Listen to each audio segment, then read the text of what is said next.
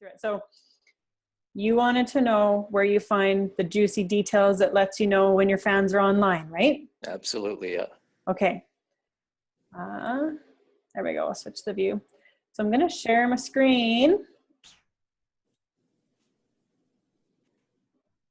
There, let me know when you can see it.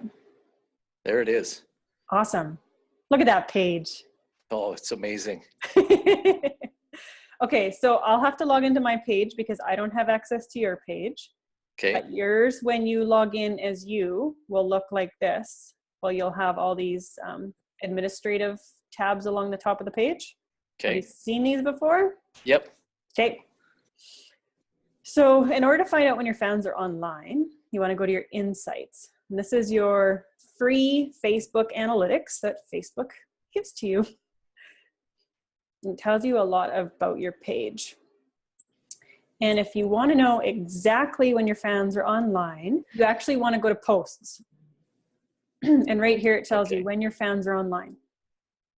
So the first graph is actually going to be your average of a 1 week period. So this right here shows you, based on my page, when my fans are online. So right around 6 a.m. they start to pick up. It peaks right around 10, and then it's going to go down a bit, and then it peaks again a little bit in the evening. So for your page, I'm not sure. That's why I was kind of wishing that we could tap into your page, because I'm curious to know.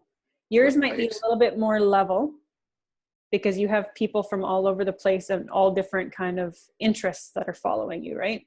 Right, yeah. Mine would be more business focused, so it would focus mostly around the business day. If you want to know on a particular day, so today's Friday, if I just put my cursor on Friday, can you see how now it has a dark line there? Yeah. So that shows me specific to Fridays instead of just an average. So if you go to the weekend, it'll definitely be a drop down. Well, versus Monday to Friday? Well, it depends, because like as a business person, a lot of times on the weekend is when I have time to catch up on my social media, right? Right. So actually Saturdays and Sundays tend to be really great days to be posting, and Sunday evening too. So if I look here, so here's Friday, here's Saturday. So I have a bigger peak just after 9 a.m. and then I peak again about 9 p.m. And if I go over to Sunday, it's kind of looking the same.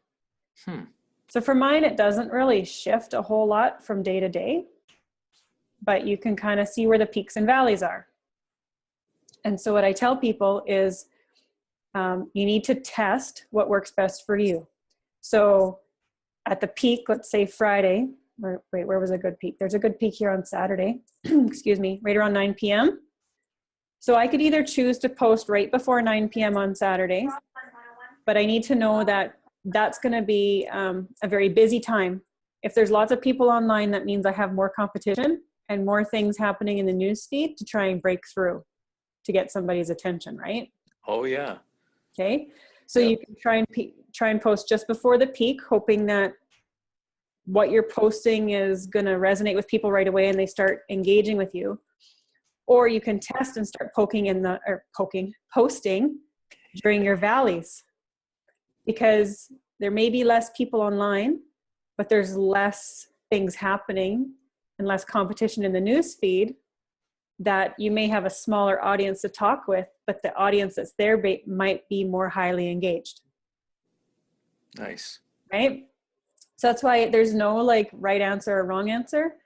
If you just start posting and keeping track of when you're posting. So, you know, for 1 week, say you're going to post, like I wouldn't post right at 9. If that's where my peak is, I would probably post 15 minutes before that, right? 8:45 or something, so that my information's already in the news feed when it hits the peak.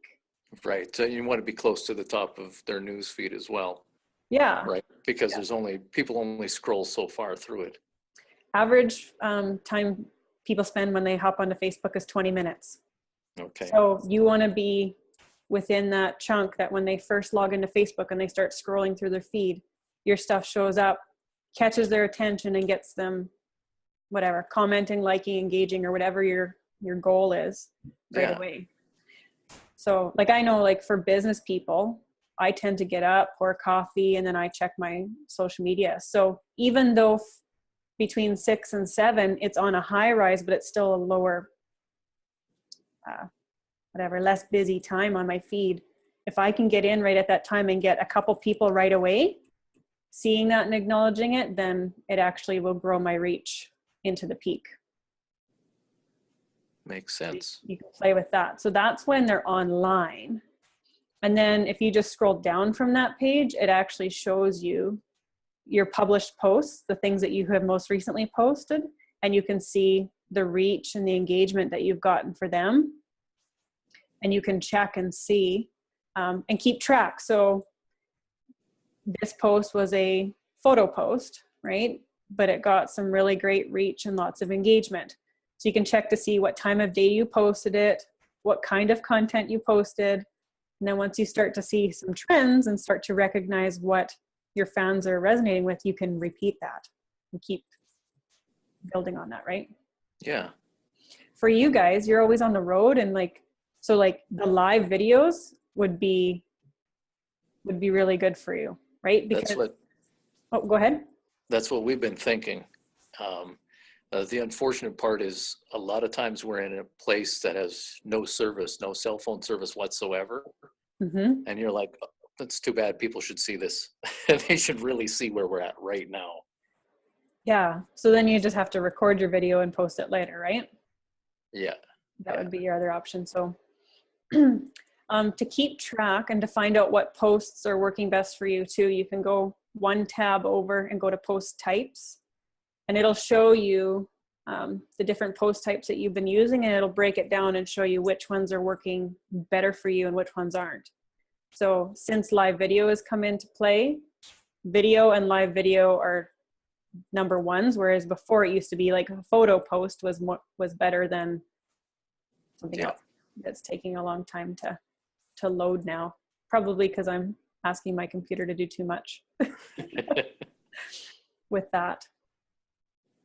So does that kind of, it's really simple. Just go into your analytics and start looking at different things. Yeah, all I've done before is just, with the cell phone or the iPad and check analytics, and it doesn't really give you a lot of useful information that way. This is much more and very in-depth too. Yes. And if you see, I'm trying to do too many things at once. My computer doesn't want to help, but for you, this may not be as important as like a more physical local business, but there's actually a local tab too that shows you like the busiest times of day where people are within the range of you or where you're at, your top age demographic, and the best day of the week. Okay. Busiest times to post too. So like I've had a client before that was their busiest times a day was noon. It was like between 12 and 1. And then on Fridays, it was like between 5 and 6 or something like that. And we kept seeing the same trends happening. And then we kind of realized, well, we're within range of a couple restaurants. And so that makes sense, right?